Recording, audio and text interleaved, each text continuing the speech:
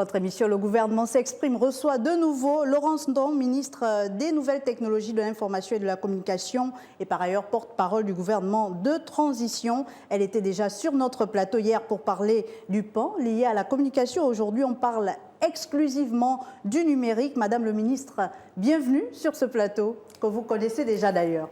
Merci.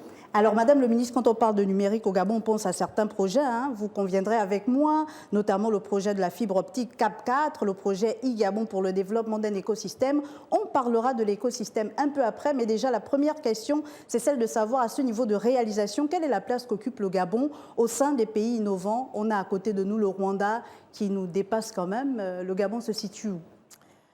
Alors, le Gabon a fait pas mal de choses quand même. Vous savez, une politique de numérisation d'un pays, une politique de digitalisation repose sur 3 piliers. C'est le travail que nous sommes en train de faire. Le premier pilier, ce sont les infrastructures. Le deuxième pilier, ce sont les services. Et le troisième, c'est l'usage de ces services-là. Pour ce qui concerne les infrastructures, le Gabon a commencé à travailler sur la connectivité. Donc, c'est le premier niveau des infrastructures. Travailler sur la connectivité. Donc, vous avez parlé du projet GAP4 où on a déployé la fibre optique, on a déployé le backbone dans 7 provinces. Il reste encore 2 provinces à connecter. Ensuite, au niveau des infrastructures, on a ce qu'on appelle le dernier kilomètre, c'est-à-dire que prendre Internet de là où il y a la fibre optique pour le ramener dans les foyers ou ramener dans l'administration. Donc, nous avons ce travail, ce dernier kilomètre que l'on doit faire encore dans certaines parties du pays. Mais les infrastructures, en ce qui concerne la digitalisation, le numérique, ne se limitent pas qu'à la connectivité. Il y a aussi les infrastructures d'interconnexion et les infrastructures de stockage. Parce que nous avons donc des efforts à faire au niveau surtout des infrastructures de stockage, des infrastructures d'interconnexion. Parce qu'aujourd'hui, nous avons un problème de sécurité nationale et de souveraineté nationale. Une bonne partie de nos données stratégiques sont stockées à l'étranger. Et donc, notre priorité aujourd'hui, c'est de pouvoir construire ces infrastructures de stockage qui vont nous permettre de ramener toutes nos données essentielles à l'intérieur du pays. Parce que c'est vraiment une question de sécurité nationale, c'est une question de souveraineté également. Nous ne pouvons pas avoir nos données sensibles à l'étranger. Nous sommes à la merci de ceux qui stockent nos données. Et alors, ce n'est pas acceptable. Madame la ministre, vous avez parlé d'infrastructures et c'est bien de préciser que la fibre optique est déjà dans 7 provinces sur 9. Mais aujourd'hui, on remarque qu'elle couvre certes la quasi-totalité du territoire, mais à contrario, le coût des services liés au numérique sont toujours assez élevés, enfin les coûts de ces services-là. Pourquoi? Qu'est-ce que l'État devrait faire face à cela? Puisqu'on a déjà une bonne infrastructure, pourquoi les coûts ne baissent pas? Alors, il y a une infrastructure très importante que le Gabon a mis en place, c'est le point d'échange. Nous avons un point d'échange qui s'appelle Gabix, dans lequel le Gabon a investi. C'est quoi le point d'échange? Le point d'échange, c'est par là où transitent les données lorsque l'on utilise soit la téléphonie, soit Internet. Donc, tous les fournisseurs d'accès Internet et tous les opérateurs de téléphonie mobile et tout ce qui est numérique devraient se connecter à ce point d'échange. L'intérêt du point d'échange, il y a 3 intérêts principaux de se connecter à ce point d'échange. Premièrement, ça permet de baisser les coûts. Parce que qu'est-ce que nous avons aujourd'hui? Il est déjà mis en place, ce point d'échange? Le point d'échange existe. J'arrive. Le point d'échange existe. Il est fonctionnel. Mais seulement les opérateurs de téléphonie mobile, certains opérateurs et certains fournisseurs d'accès Internet refusent de se connecter à ce point d'échange. Et que fait l'État pour les y contraindre? Ce que fait l'État, déjà, pour ce qui me concerne, j'ai trouvé cette situation pas normale du tout. Je voulais vous parler des intérêts du point d'échange par rapport au coût. Le point d'échange a 3 principaux avantages. Le premier, c'est qu'il permet de réduire les coûts.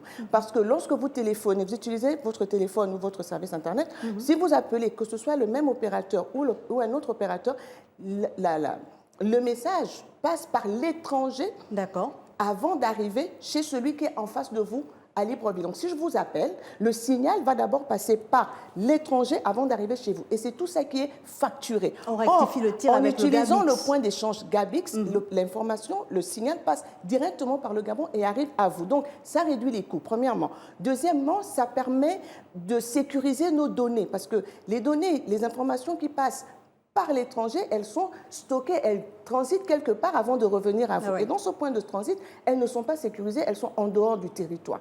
Donc ça veut dire que Même au niveau gouvernemental, lorsque nous utilisons des emails qui sont comme Gmail, etc., nos informations sont à l'étranger. Lorsque nous utilisons nos téléphones portables pour parler des questions stratégiques de l'État, ça passe par l'étranger. Donc, on a une question de sécurisation des données en utilisant le point d'échange local. Le troisième avantage du point d'échange, c'est qu'il permet d'avoir une vue nette sur ce qui est facturé à l'utilisateur. Parce qu'on peut vous dire que vous avez utilisé un octet alors que vous avez utilisé la moitié d'un octet, mais vous êtes facturé à un octet. Lorsque vous téléphonez, vous ne savez pas si c'est la première minute entamée, si c'est 30 secondes, si à 30 secondes, on vous facture une minute. Vous ne le savez pas. Nous pouvons le savoir à travers le point d'échange. Mais avec tous ces avantages, Madame le ministre, pourquoi les opérateurs ne se prêtent pas à ce jeu? Pourquoi ils ne sont pas, encore une fois, ma question, contraints par l'État? Ils vont l'être. La question que vous posez, c'est celle que je me suis posée en arrivant au ministère il y a 2 mois. Je me suis dit, mais qu'est-ce qui fait que nous avons une infrastructure comme le point d'échange qui va nous permettre de baisser quelque part les coûts d'Internet et de la téléphonie et qui va nous permettre de sécuriser nos données et en plus de ça, d'avoir une visibilité sur ce qui est facturé aux clients, qui sont des Gabonais. Qu'est-ce qui fait qu'on n'utilise pas? Donc, moi, j'ai fait des courriers. Donc, qu'ils vont recevoir, qui vont les enjoindre de se connecter au point d'échange au plus tard d'ici le 31 décembre. Ça, c'est la première décision qui a été prise au niveau du ministère. Deuxièmement, nous avons vu avec le régulateur, la connexion au point d'échange va faire partie des conditionnalités pour avoir la licence. Et ceux qui ne vont pas se connecter auront des pénalités allant jusqu'au retrait de la licence. C'est ce sur quoi nous sommes en train de travailler pour faire évoluer le cadre réglementaire pour emmener tous les opérateurs à se connecter à ce point d'échange. Est-ce que c'est dire, Madame le ministre, qu'à partir de début janvier 2024, on va pouvoir voir le coût baisser des services liés à Internet, au numérique? Alors, on va l'étudier, mais il y a possibilité de baisser les coûts. Souvenez-vous que les populations gabonaises ont, il y a quelques mois, mené une sorte de grève qui les a menés à certaines heures à se mettre en mode avion. Et on a bien vu que ça a entraîné quelque part déjà une baisse des coûts, parce que c'était la pression sociale. Mais la baisse des coûts sera plus évidente avec l'utilisation des infrastructures adéquates. Donc, le fait de se connecter, je ne peux pas vous garantir que ce sera immédiat, mais dans tous les cas, la première étape pour nous, c'est d'emmener tous les opérateurs de téléphonie mobile et les fournisseurs d'accès Internet à se connecter au point d'échange Gabit. C'est comme ça dans le monde entier. Et l'Union européenne, d'ailleurs, a protégé ses frontières de telle sorte que les communications c'est obligatoire de se connecter aux points d'échange locaux parce qu'ils ont compris les enjeux de faire transiter les signaux par les pays étrangers. Donc, au Gabon, nous allons simplement faire appliquer cela parce que c'est inconcevable, incompréhensible que le pays ait investi dans cette infrastructure et qu'elle ne soit pas utilisée par les opérateurs qui sont concernés. Locaux. À côté du point d'échange, Madame le ministre, il y a le domaine .ga. Vous allez nous en dire un peu plus sur les financements de l'État, mais déjà, on a l'impression que ça ne marche pas. Dans les administrations, on n'utilise pas ce domaine-là. Pourquoi? Que fait l'État pour, là également, contraindre l'administration pour sécuriser déjà ce domaine? Alors, lorsque nous sommes arrivés au ministère, on s'est rendu compte que le .ga était hébergé à l'étranger. Une incongruité totale. Donc, il faut ramener le .ga. Il faut le ramener sur notre territoire, ça a déjà été fait. Il a été ramené sur notre territoire. Maintenant, pour que le .ga soit réellement effectif, il nous faut justement les infrastructures de stockage de toutes les données qui sont en .ga. C'est pour ça que je disais tantôt qu'au niveau infrastructurel, on n'a pas encore terminé. On a beaucoup travaillé sur la connexion, sur la connectivité. On a travaillé sur les interconnexions, mais on n'a pas travaillé sur les infrastructures de stockage. Mais qu'est-ce qu'il faut pour les infrastructures de stockage? On a entendu parler de la construction d'un data center. À quand il va voir le jour? Est-ce que c'est pour demain? Est-ce que c'est pour 2026? Alors, la construction du data center est une priorité absolue au niveau du numérique parce que lorsqu'on parle de digitaliser une administration, lorsqu'on parle d'économie numérique, il y a la connectivité qui est obligatoire, mais il y a le stockage des données. Les données doivent être stockées quelque part. Les données, c'est la richesse. On ne peut pas produire des données effectives sans avoir un endroit où les stocker. C'est pour ça que d'ailleurs, en voulant digitaliser l'administration telle que c'est fait en ce moment, une façon de faire qui n'est pas aussi en adéquation avec une politique nationale de numérisation et de digitalisation, parce que la digitalisation telle qu'elle se fait aujourd'hui, elle se fait en silo. Qu'est-ce que vous proposez, vous? J'arrive. C'est-à-dire qu'elle se fait en silo. je vais arriver sur ce que je propose. Oui. Ce que j'ai trouvé, l'état des lieux, Oui. c'est que chacun fait sa digitalisation de son côté en allant chercher son partenaire à l'étranger. Qui va chercher les Marocains, qui va chercher les Turcs, qui va chercher les Tunisiens, ce qui fait que n'ayant pas de data center, les données, où est-ce qu'elles sont stockées? Donc nous proposons une politique qui permet de construire une architecture cohérente de la digitalisation de l'ensemble de l'administration. Qui verra le jour Il quand? y a un ministère qui est chargé de la digitalisation, c'est le ministère des Nouvelles Technologies, de l'Information et de la Communication. Donc vous avez la charge. C'est un travail transversal qui concerne l'ensemble de l'administration. C'est chez nous qu'il y a les experts, Oui. à travers le ministère déjà, mais à travers aussi ces démembrements que sont la NAF, la SPIN, la SINC et les autres. Donc nous avons le personnel, nous avons les compétences et nous avons le financement parce que nous venons de finaliser un accord de prêt avec la Banque mondiale. De combien, Madame le ministre? De 44 milliards de francs CFA. Pour la mise en place du data center? Non, pas que le data center, pour la continuité du projet e-Gabon dont vous avez parlé, qui va dans sa deuxième phase qu'on appelle Gabon Digital Gabon. C'est très donc, bien. Nous avons reçu, nous sommes en train de finaliser, nous avons déjà l'accord de prêt, il va être signé dans les prochains jours pour digitaliser l'ensemble de l'administration. Donc, quand chacun fait de son côté, non seulement on a différents partenaires, donc il n'y a pas de cohérence, il n'y a pas d'adéquation, les données ne se parlent pas entre elles. Un exemple simple.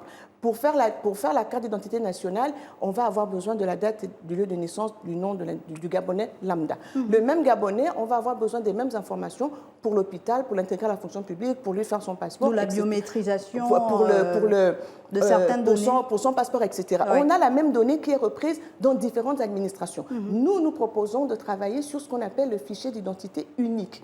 Où, pour chaque Gabonais, on n'aura qu'à rentrer cette donnée une seule fois et chacune des administrations qui en aura besoin viendra la chercher avec un accès bien restreint à l'utilisation qu'elle veut en faire. Ça, c'est pour fichier des Gabonais. C'est ce qu'on appelle l'identification unique. C'est la base de la digitalisation pour les services. Maintenant, il y a un autre niveau de la digitalisation. Nous parlons des services offerts par l'administration à l'endroit des compatriotes. Oui. Ça doit être digitalisé. Nous travaillons dessus et c'est à cela que vont servir les fonds du projet digital Les Gabon. Archives, Madame le ministre, je ne sais pas si vous avez l'habitude d'aller dans les mairies et autres. C'est difficile de retrouver un acte de naissance parce que l'administration n'est pas numérisée. J'en arrive. Donc, il faut qu'on arrive donc à cet identifiant unique et à travers le projet Digital Gabon, justement, au lieu que chacun aille chercher son partenaire et sortir des finances de son ministère, il y a un budget maintenant qui est de 44 milliards que nous obtenons de la Banque mondiale qui va servir à digitaliser l'ensemble de l'administration. Et quand on parle de digitaliser, il y a deux niveaux. Le premier niveau, c'est à l'intérieur, le fonctionnement même de l'administration. Aujourd'hui encore, nous nous promenons avec des parapheurs. On envoie des notes avec des coursiers. Mais il existe, parfois les dossiers se perdent. Parfois on n'a pas la traçabilité de certaines notes. Avec nos startups, nous avons la possibilité de créer un e-parapheur. Madame le ministre, c'est bien que vous parliez des startups parce que vous avez parlé de quelque chose d'intéressant, le projet e-Gabon. Il m'intéresse. Oui, allez-y, terminez. Oui. C'est dans des archives. C'est dans le sens de la digitalisation du fonctionnement même. Évidemment, il y a un volet digitalisation de toutes les archives. D'abord, les archives des ministères et puis des archives nationales. Mais ça, il faut qu'on travaille au niveau de la connectivité, mais qu'on travaille au niveau des infrastructures et qu'on travaille aussi au niveau des outils que l'on donne des ordinateurs, que l'on donne le matériel qu'il faut à l'administration. Le deuxième niveau de digitalisation de l'administration, c'est maintenant les services qui sont rendus. Que l'on puisse payer nos taxes, que l'on puisse commander notre acte de naissance par Internet, etc. Je suis à Fougamou, je peux directement avoir accès à mon acte de naissance, je n'ai pas besoin de revenir à Libreville où je suis née. Parfois, la mairie a brûlé, on ne retrouve plus les traces de mon acte de naissance. C'est à tout ça que le projet Digital Gabon devra répondre. Qui verra le jour quand ?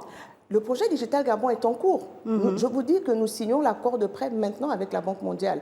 Donc, dès que les fonds sont disponibles, c'est dans la continuité de e-Gabon. Donc, nous savons déjà par où est-ce que nous allons commencer pour le faire. Maintenant, dans le même temps, nous ne pourrons pas aller très loin parce qu'il faut qu'on ait nos infrastructures de stockage.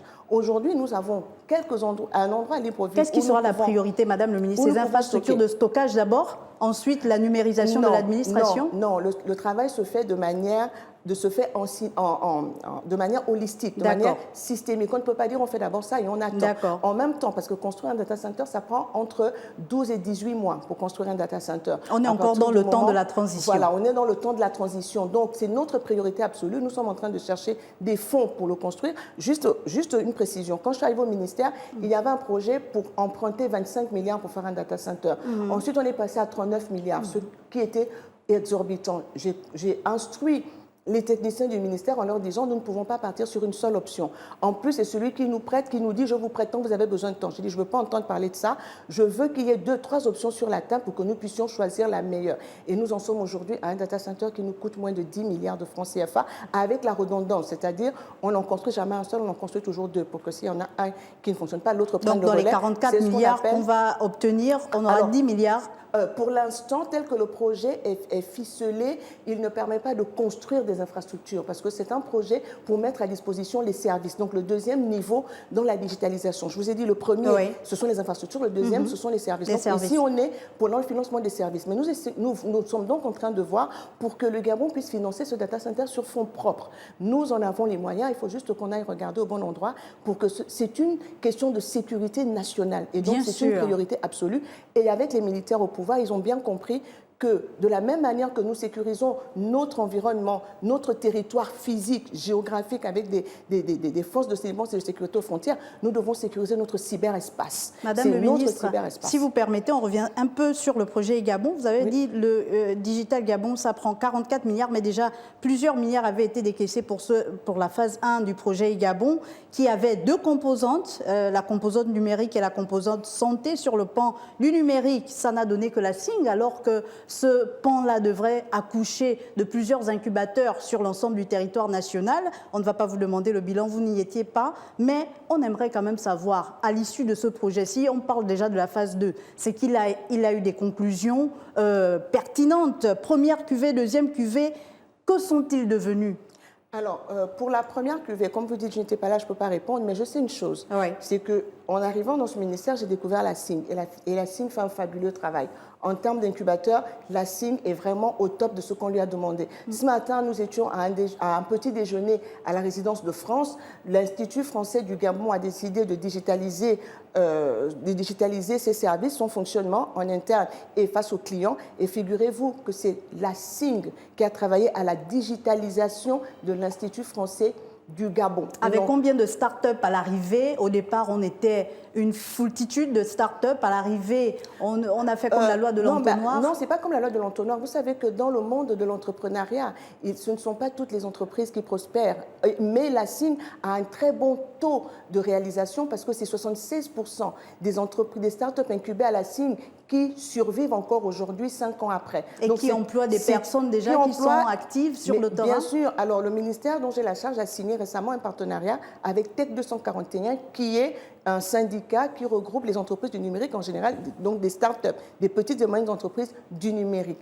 Et avec Tech 241, au moment où nous avons signé le partenariat, il y avait 22 start-up membres de Tech 241, avec un chiffre d'affaires de 2 milliards de francs CFA quand même, et 202 emplois créés. Donc, ce n'est pas rien. Et la plupart de ces startups ont été incubées à la SING. Et elles remportent des prix de l'innovation à l'international comme sur le plan national. La SING a fait du très bon travail.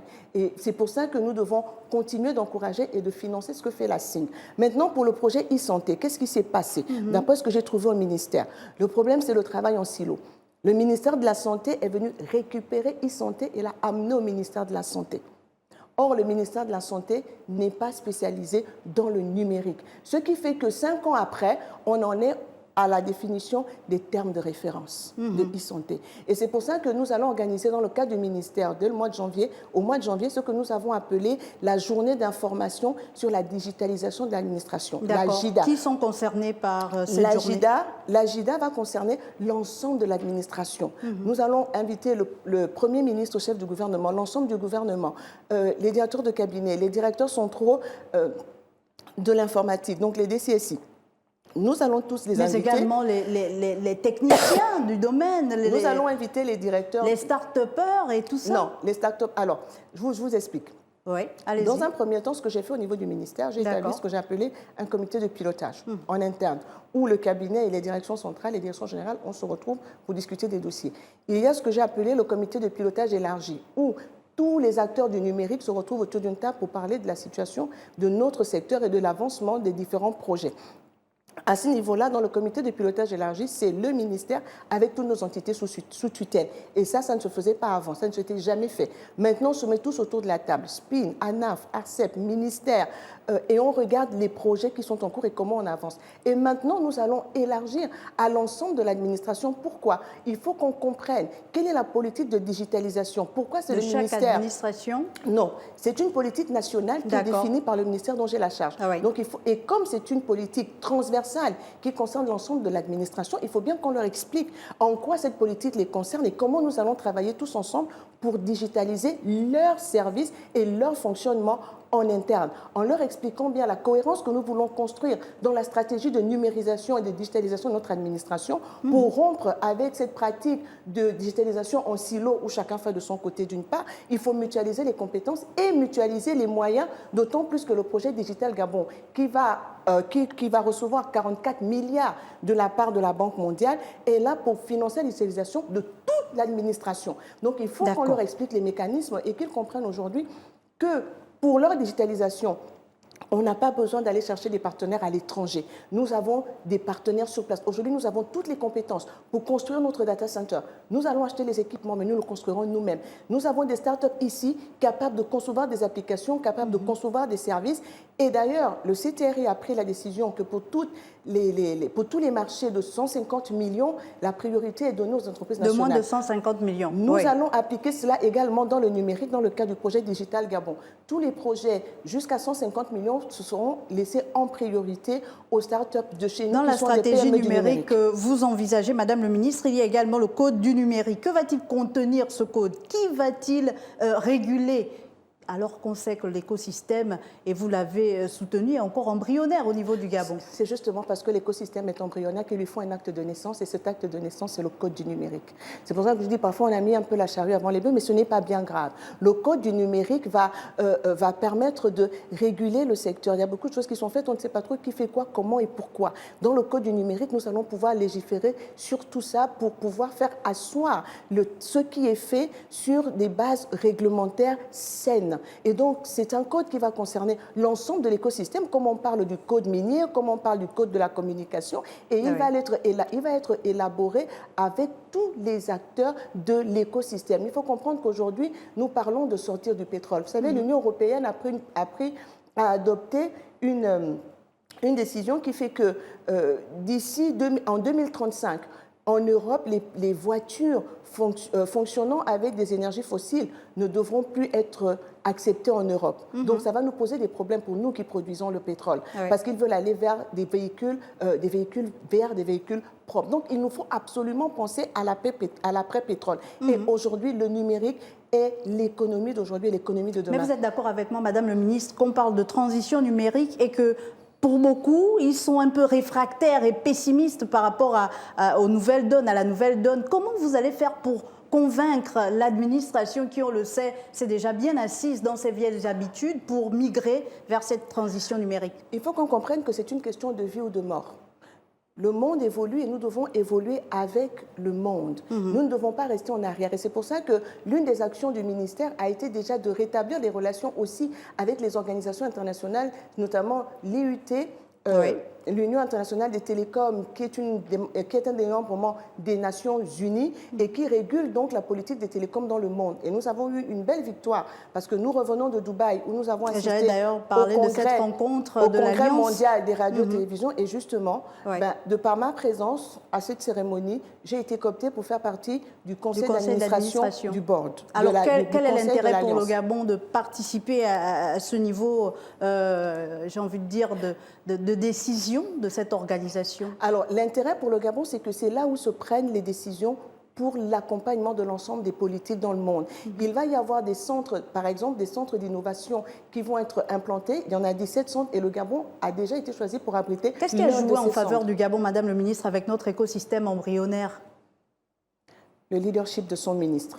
Je me suis exprimée J'ai expliqué la politique que nous voulons mettre en place, que nous allons mettre en place. J'ai expliqué où est-ce que nous en étions et où est-ce que nous allons et qu'est-ce que nous voulons faire. Et quand j'ai terminé, les responsables ont dit on a rarement vu un ministre du numérique qui maîtrise à ce point le domaine et le secteur. Nous vous proposons d'entrer dans le conseil d'administration. C'est exactement comme ça que ça s'est passé. On est quasiment à la fin, Madame le ministre. Rapidement, on ne va pas vous demander de faire le bilan des 3 mois, mais à court terme, quelles sont les actions ou l'action phare qui sera menée par votre département en matière de numérique? L'action phare qui va être menée, ça va déjà être le démarrage du projet Digital Gabon, premièrement. Deuxièmement, il y a le fait de faire asseoir autour d'une table tous les acteurs du secteur du numérique dans le pays, parce que nous avons besoin d'harmonie, nous avons besoin de comprendre la politique, de comprendre la stratégie, où est-ce que nous allons, et que cette stratégie soit partagée à l'ensemble de l'écosystème, à l'ensemble du gouvernement, à l'ensemble de l'administration, pour qu'on ait une vision commune de la digitalisation de notre pays, que l'on en comprenne tous les enjeux stratégiques, les enjeux sécuritaires et les enjeux de souveraineté. C'est l'une des choses importantes, c'est la base, qu'on se comprenne et qu'on sache où on va. Ensuite, nous avons le data center qui est une priorité absolue, et en même temps que le projet Digital Gabon va se poursuivre, nous aurons notre financement parce que l'accord de prêt va définitivement être signé avec la Banque mondiale avant le 31 décembre. Nous étions avec Laurence Ndong, ministre des Nouvelles Technologies, de l'Information et de la Communication, porte-parole du gouvernement de la transition. Merci beaucoup, Madame le ministre, d'être revenue sur ce plateau pour ces précisions. Merci à vous. Et merci à vous, chers téléspectateurs. Je vous dis à très vite sur Gabon 24.